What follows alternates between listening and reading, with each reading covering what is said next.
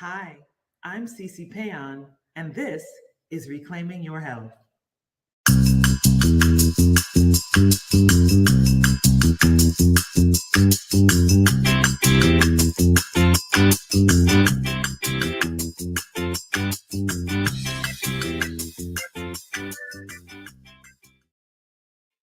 Hey y'all, welcome to Reclaiming Your Health. I'm C.C. Péan. Thank you so much for joining me. You on the East Coast, it's 10 o'clock, it's late. So thank you for being here. And those on the West Coast, thank you for joining as well. This evening, we are going to be doing a dish that is near and dear to my heart. It is coconut curry vegetables. And if you have been following along, you received the recipe earlier last week, or maybe you got it today. And one of the interesting things about this curry is that we're not just using straight up curry powder. Now, mind you, you could do that, but I have shared with some of you that I am West Indian and West African. And my mother is from Guyana, South America. And there is a very large Indian population in Guyana. And so we don't play around with curry. My husband jokes that I probably grew up drinking curry out of a bottle. I love curry, and I love really like spicy, like hearty, rich curry. I don't like watery curry. So that's what this curry is tonight. Anybody who has had curry knows there's yellow curry, there's red curry, there's green curry. This is West Indian style curry. So in addition to using a curry powder, we're going to layer the flavor of garam masala, amchar, which is a young mango powder, cumin, we call it jeera, and also coriander. So all of those things are going to go into our curry, and it's going to give this super fragrant deliciousness, and it's going to be all whipped up with coconut milk. I love coconut milk. I would bathe in it if I could. Coconut milk is something that it just adds such lusciousness, and it's good fat. So now if you have cholesterol issues, you need to be careful. And what I would do is I would substitute out full fat to low fat, but it's just as delicious. So we're gonna get going because this is actually a dish that takes a little bit of time to prepare. So for the ingredients, we have a can of chickpeas, we have pumpkin or sweet potato or even carrot, we have broccoli, I'm also gonna add in some cauliflower, and I think that's it. Those are the veggies that are gonna go in. But I wanna talk to you a little bit about this squash right here, which is kabocha squash, which is my favorite squash to cook because it has a really kind of like sweet, nutty quality to it. And so it's a really unique taste to add into your curry. It has a very hard skin, So I'm gonna show you how I cut it just real quick, and then we're gonna get into preparing the curry. So if you could just go switch to overhead. What I typically do is I cut it in half, which that's gonna take some strength too. And then I'll cut off either end.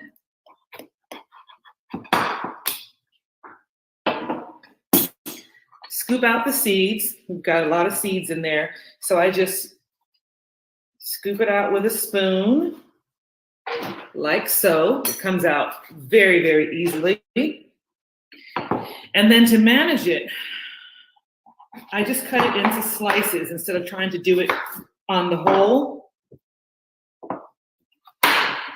And what I'll do, the side that sits up, I'll just gently go around the edge like that.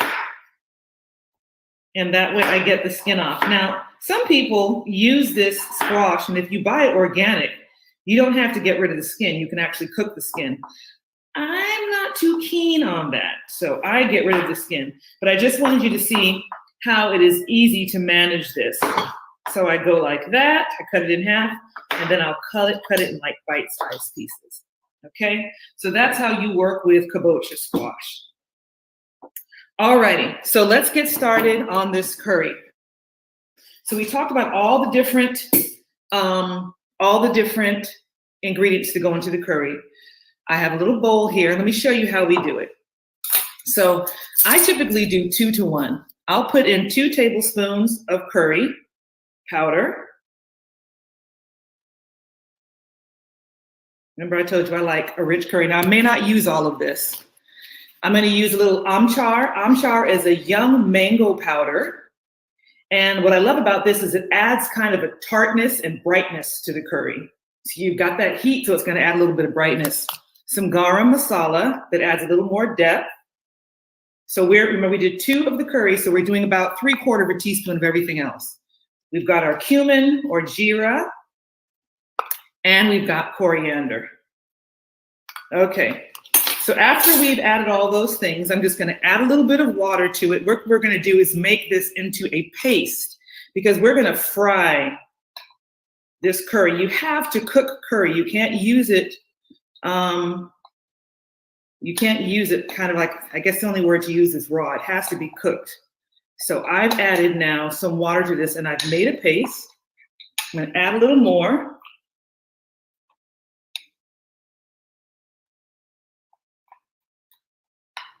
See that? Okay. So there we go. So I'm gonna put this on hold. I'm gonna go over to my stove and get started with my aromatics, which are my onion and my garlic and things like that. So I'm gonna put about 2 tablespoons of oil in the pan. Let that warm up.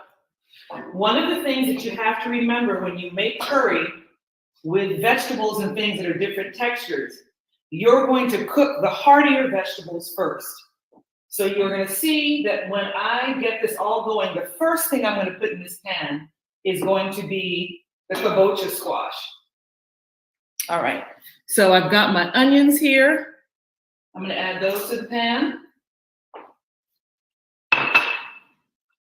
I've got some scallions that I'm going to add to the pan. I've got some beautiful fresh thyme I picked up the other day. I'm leaving it on the stem so I can take it out. And I've got 3 cubes of garlic here, cloves of garlic, that I'm going to use my little handy garlic press. I love this because it just gets the garlic exactly how I want it. Turn this down a little bit. What I also love about this dish is it's simple and you can prepare it very, very quickly. Kind of like one of those set it and forget it type things. So these are already cooking and smelling wonderful. I'm going to add my garlic. It's like perfectly minced.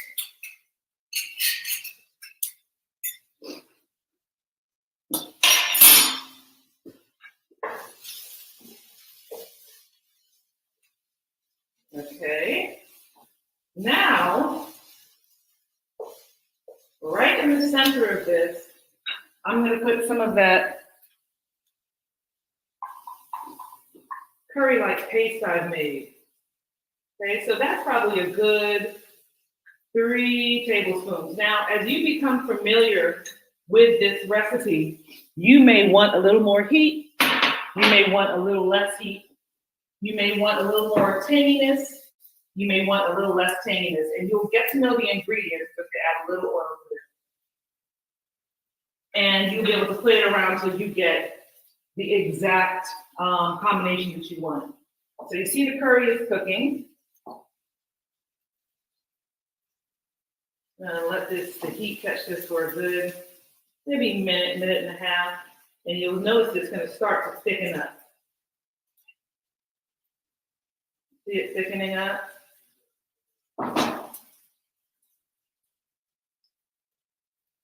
Okay, so the next thing I'm going to do, now I'm going to take my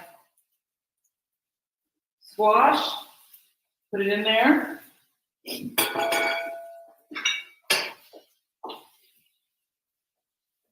I'm going to try to coat it.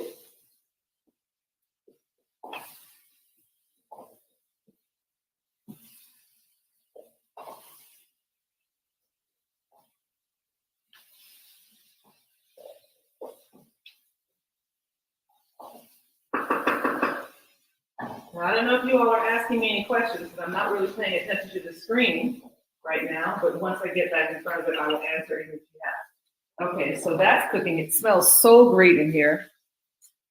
The next thing we're gonna do is we're gonna add some cauliflower. Piece is a little big.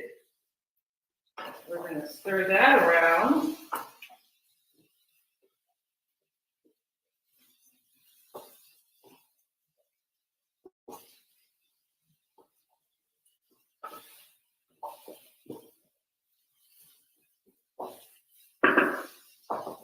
Okay. And now I'm going to add my magic ingredient, which is my coconut milk.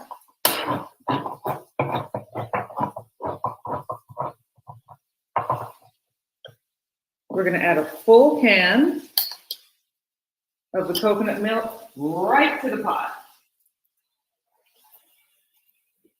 Okay. We're going to stir this around a little more.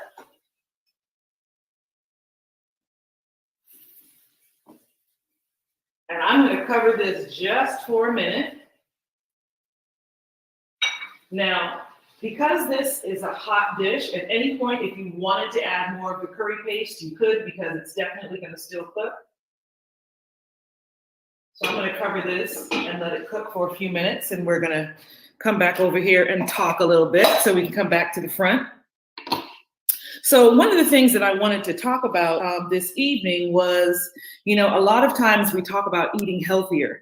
And there are some of us who have grown up in a tradition of eating vegetarian food. And we use a lot of meat substitutes.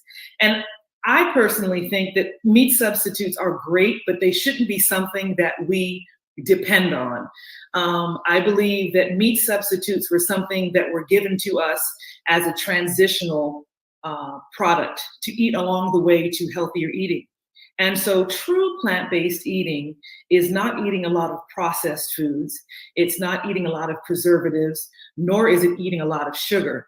And one of the things that often happens when individuals change their diet, say for example, they go from eating meat to being vegetarian, everything they eat is cheese. So it's not as bad as eating a steak or chicken or fish or something like that, but you're eating still a lot of cheese and you're eating a lot of cholesterol and you're eating a lot of fat. So what I try to encourage people to do is to eat more plants. The closer your food is to its natural state, the better it is for you. Your body takes what it needs from that food and it gets rid of the rest. When you eat food that is preservative packed and processed, it's a different thing to your body. So that's something that we want to try to avoid. So I'm not saying that you can't eat it, but just limit it. Okay, so this is coming along the back of the stove. Now, I'm having to speed things up tonight because we only have 30 minutes. So typically, this would be more of like a slow, kind of like slow simmer cook. But like I said, we don't have that time tonight, so we are gonna be cooking with grease. So now I'm gonna add my chickpeas. This is a can of chickpeas that have been drained and rinsed, low sodium chickpeas. They're going in here.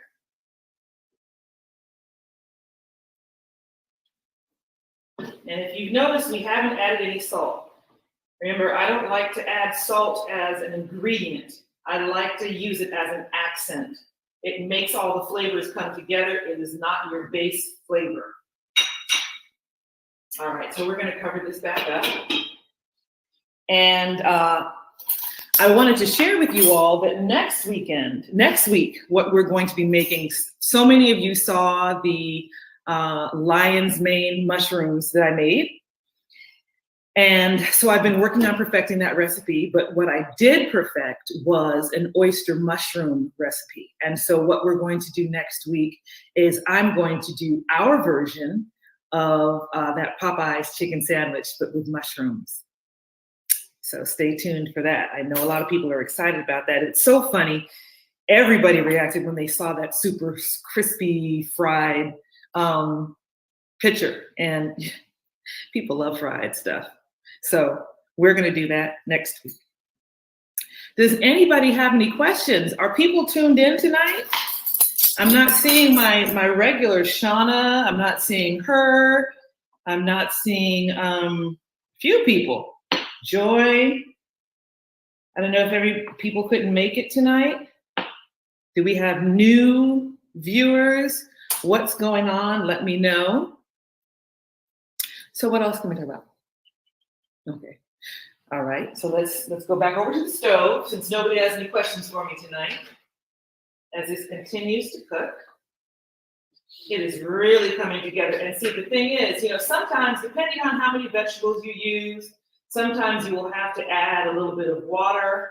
But this one can is really perfect. Now, depending on how you want your vegetables cooked, some people like their vegetables a little al dente, some people like them softer.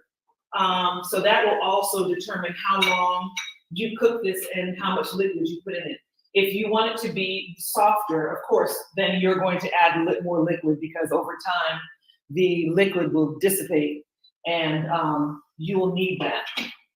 So I'm going to stop lifting this up, because part of what's happening here is we're creating steam. So I don't need to keep lifting that up, because it's going to let the steam out. So this is I think this is my third or my fourth Reclaiming Your Health. I'm excited about it. We are living in precarious times. Health is a major issue. COVID-19 has really caused, it's my fourth one. COVID-19 has really caused serious heartache within the community, of the African-American community in particular, the Black community. And one of the things that we're noticing is not only health inequity, but that a lot of what is making this situation more difficult for us as a people is we have pre-existing issues that have made it harder to fight COVID-19. So I'm personally committed to introducing you all to healthier ways of eating, so that we can at least have control of that situation, so that's not something that is creating a more difficult situation for us as we deal with health issues. So Sherry asked, how long do you cook them? Really, this entire dish shouldn't take more than like 30 minutes to cook, but it depends on how you want your veggies. So if we go back over to the stove, this is cooking up lovely. I cannot tell, this house smells amazing. One of the great things about my house is that it's open. One of the bad things about this house is that it's open, so my entire house is going to be smelling like curry. Hey, Melissa, I'm so happy you're cooking along. I'm so happy you're cooking along. So now we can see the squash. I'm just about able to push through the squash. So it's coming along. And remember, I have this at a pretty high heat, because I'm trying to get this done before 30 minutes are up. But typically you would probably be cooking this on medium high heat. You would add a little bit more liquid, and that's how you would do it. So I haven't forgotten my broccoli. Broccoli is one of the last things I'm going to add. I don't like it to be mushy, so probably the last 5 minutes I'll put it in there. So really the steam is going to soften it and cook it, and then I'll toss it a little bit, and then we'll be ready to go. So as I was saying earlier, the way I prepare curry is different. Interestingly enough, I don't know if many are aware that curry is not a word that was traditionally used in India. It's when the British went to India that they were thinking of a word that could represent the foods, this particular dish. And so they created that, and later it was adopted. But hey, Shauna, girl, You're like my number one person. I was feeling lost. I was feeling abandoned. So I'm glad to see you. So that's an interesting thing to know, that curry is not something that was readily known in India. It was actually a British interpretation, a British definition that was given to their dish. But it has traveled throughout the diaspora, and everybody uses curry in one form or fashion. Even in Ghana, when they're fixing jollof rice, curry is one of the ingredients that goes in that rich stew. It's not a pronounced flavor, but it is incorporated as well. So it speaks to how Indian culture has made its mark on the continent as well. So, oh yeah. Can you just see, I don't know if you all can see how creamy and lush this is. So now I'm going to, and my cauliflower is cooking beautifully. So now I'm going to take my broccoli and I'm just going to place it. I'm just going to place it on top. I'm not going to bunch it up. I'm going to place it on top. And something I mentioned earlier as well, when you're cooking, we cut things up a certain way, not only because of appearance, but so that it will cook evenly. If you have a big chunk of something somewhere, and then you don't have a big chunk of something elsewhere, it's gonna cook unevenly. So we wanna avoid that. All right, so I'm just gonna cover this up. And we are almost ready. I'm gonna give that just a few more minutes, and then we are going to plate it. I have some beautiful jasmine rice that was prepared. If my trusty assistant would be so kind to get my microgreens, I would appreciate it. And we have not forgotten about our salt, but what I'm gonna do is that's gonna be one of the last things I do before I serve it. I have shared with you all. Thank you. Well, you know what? People of color, we don't need, I have gone places and I have seen people put salt on salad. I have seen people put salt on things before they've even tasted it. We can retrain our palate, and in retraining our palate, we can take off our dependence on salt and sugar. So I'm encouraging you all to try to do that. Create layers of flavor with your aromatics, which are your onions and your garlic, with herbs like thyme and rosemary and sage, all of those things, cilantro, culantro, and let salt be the last thing that you use. It just heightens the flavor. It just kind of, it takes it up a notch, but it's not the base of it. So if you go back over to the stove, you will see how bright and beautiful and green this broccoli is. It is just ever so slightly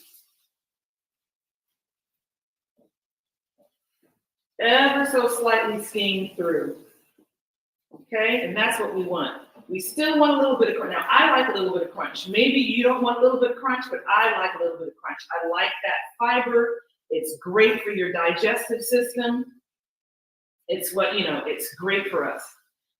So I like a little bit of crunch. But again, if you don't like crunchy vegetables, you just let it cook a little longer. That's all. Okay, so now I am going to let's take a little taste here and see how my flavor is. This is hot. It's very good. Now, the nuttiness from the kabocha squash, you can taste that. We've got the onions and we've got the garlic. I'm just going to do a little sprinkle of salt over this. This is probably a half, maybe a half tablespoon worth of salt. Now you can add more, but I'm encouraging you to try to do things a little differently. Next week, we're gonna have our decadent meal, but this week, we are focusing again on health. Okay, so let me grab another spoon so I can taste this and see how my salt did. Delicious. So now we're gonna come up here to the front. I want you to see how beautiful, can you see how beautiful that dish is? We've got cauliflower, broccoli, carrots, kabocha squash, chickpeas. We have got protein, and we got vegetable protein, we've got flavor, and we have also taken a trip to the African diaspora because we're representing Guyana and Trinidad and Jamaica and the islands here. And we've got it over some beautiful jasmine rice.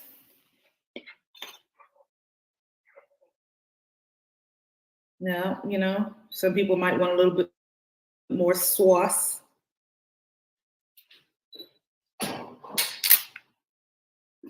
So there we go.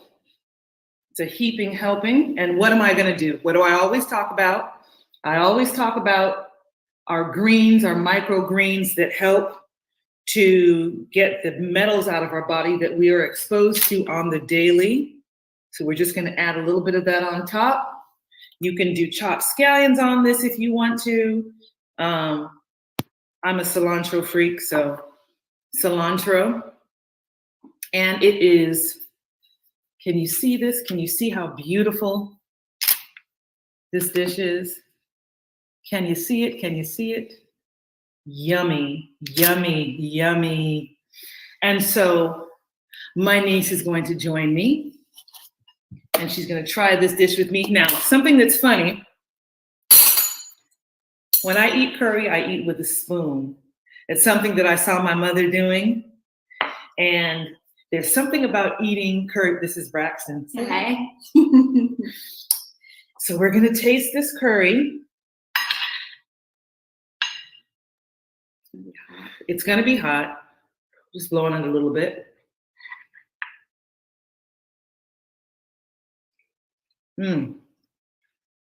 Yummy. It's yummy. You've got the heat. You've got the tartness from the amchar, which is the young mango powder. You've got the nuttiness, again, from the kabocha squash. You've got your cauliflower in there. You've got all these fibrous vegetables that are just good for you. They're good for your digestive system. They're good for cleaning you out. And we've got it all on top of a bed of jasmine rice. You can also do this on quinoa. You can do it on farro. You can eat this with a piece of naan if you want to. You could put it over, a lot of things. You can make a Buddha bowl from it. The cilantro adds nice flavor. This is a delicious dish. I'm sure your family will love it. It is easy to make. You can see we made it in under 30 minutes. You can use whatever vegetables you have in your refrigerator, truly. Thank you. Just get creative. Get creative. Curry and coconut milk will bring anything together. So try it. Thank you all so much. It did, Sherry. I can't wait to have you over so you can try it. It's super easy. That's what I want to try to share with you all, are recipes that you can make very easily, because I want this transition or this incorporation to be easy for you to do. So thank you so much for joining me. Next week, we are making a vegan mushroom-based version of the Popeyes chicken sandwich. Y'all are not ready for this. You're not ready. It's going to be good.